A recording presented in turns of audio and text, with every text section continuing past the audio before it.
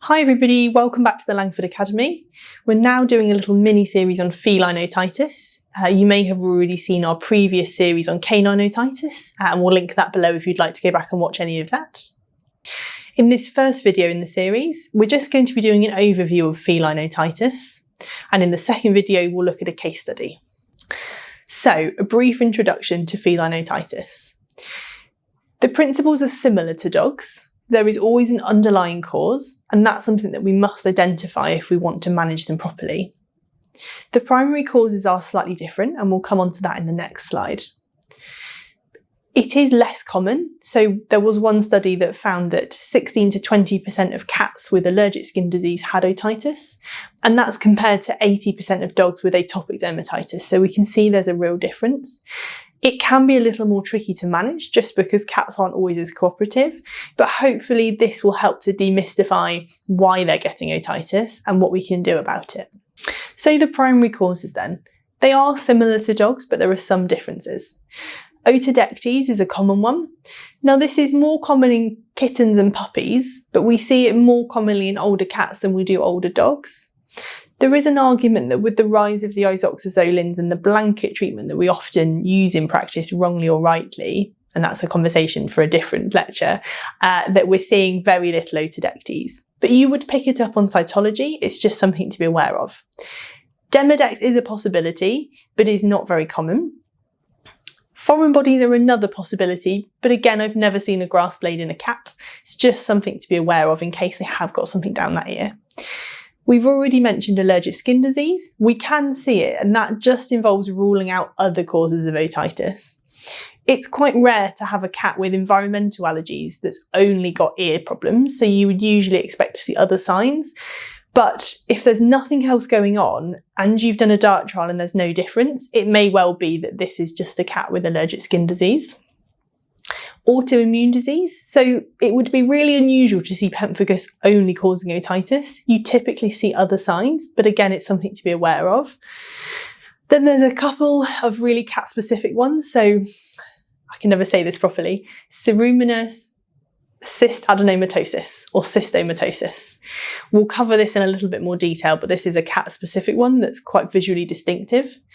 The same with proliferative necrotizing otitis externa, PNOE. This is another cat-specific one that again we'll cover in a little bit more detail. And then don't forget polyps and masses.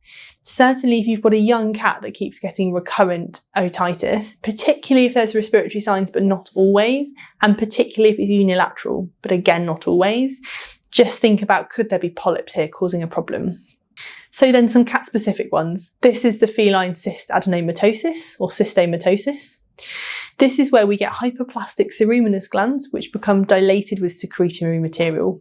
We don't really know why it happens, and it has this very distinctive appearance. You can see you get these sort of bluish, greyish, blackish sort of cysty lumps all around the opening to the ear canal. They can extend all the way down the ear canal, and they can be around the pinna as well. Rarely you can find them in other places, but typically it's an ear-specific disease. Laser is the treatment of choice. Now this is quite specialist. We certainly don't have a laser like this at Langford, but there are a few places in the UK that will laser these off. Some cats may need a TICA, and this generally is because these lesions are causing such a lot of problem with normal migration of material in the ear canal, and you're getting a lot of problems, but it won't stop them forming around the pinna, so you can still have ongoing problems even if you've taken the rest of the ear away. It may develop into neoplasia. I don't know how common that is, but it's just something to be aware of. This is not a very common condition, but you will recognise it if you see it. And then PNOE, this is another cat-specific one. We don't see this condition in dogs. We don't know why it happens again, but you get these kind of horrible, crusty, friable lesions in the canal and around the entrance. This is typically young cats, but not exclusively. Okay, so approach to diagnosis. Very similar to dogs, and again, we'll link the otitis series below if you want to brush up on that. We're going to take a thorough history. Has this ever happened before? When did it happen this time? What is the owner seeing at home? You'll frequently see cats shaking their head and scratching, much like a dog.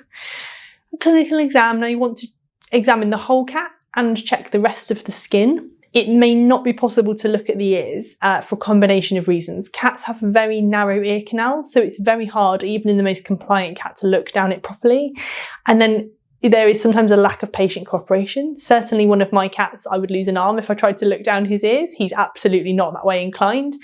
Even my really placid cat, I'm not convinced she would let me look down properly awake. So you may need to sedate these cats or put them under a short anaesthetic to look properly. You need to do cytology, which again can be a little tricky depending on the patient. And advanced imaging is quite often needed, particularly in these chronic or recurrent cases. I wouldn't necessarily rush to CT every otitis case that happens, particularly when it's the first time. But if this is happening on repeat, then we definitely need to see what those middle ears are doing. Okay, so approach to treatment. This is very similar to in dogs.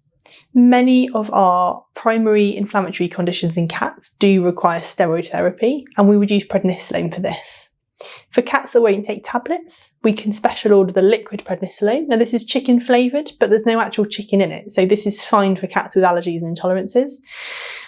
Many cats will take the tablets if crushed and put into something tasty, but for those owners who categorically say they won't take any medication orally, that's fine, but could we consider the liquid?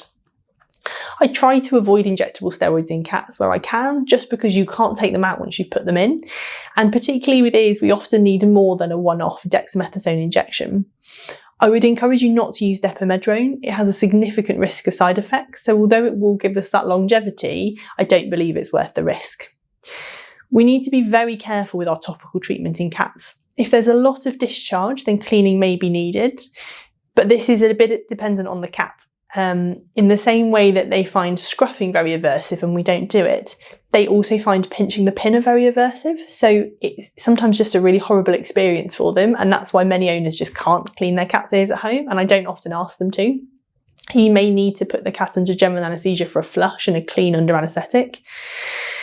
For these inflammatory conditions, topical steroids are often indicated, but many cats don't like hydrocortisone as saponate around their face. It has an alcohol base, so products like Otitis sometimes just aren't well tolerated. For that reason, I'll sometimes use injectable dexamethasone. I tend to mix it up 50-50 with a little saline or perhaps some trizoral, and then apply 0.1 or 0.2 once or twice a week, 0.1 or 0.2 mils, sorry. And that will often control these inflammatory otitis cases, but you want to have made sure you're not missing an underlying cause there. I will sometimes use systemic antibiotics more readily in cats. We know that they don't penetrate the outer ear canal very well, so that's why topical is our preferred choice. If we've got otitis media, I would use systemic antibiotics, but also if we've got a cat where the owner cannot apply topical therapy at home, I have one of those cats. Again, I would lose an arm and he would leave home if I started trying to put drops in his ears. So I fully expect many cats will need oral antibiotics. And amoxiclav is fine for that as a starting point, but you could use culture to really drill down and guide that. Remember, we're not using culture to guide our topical choices, but we can for our systemic. And then just a note on ototoxicity, please be really careful what you're putting into cats' ears, because we have very few things that are licensed in cats. Surinal and Canaural, for example, are, but very little else is. When I had a quick look earlier at our kind of common treatments we would have in practice. Be really careful with Neptra and Ocernia. They are not licensed and they can cause significant ototoxicity. So although they seem very easy and a good idea, they can actually cause a lot of problems. So in the next video in the series, we're going to be looking at a little case study just to help put all of this together.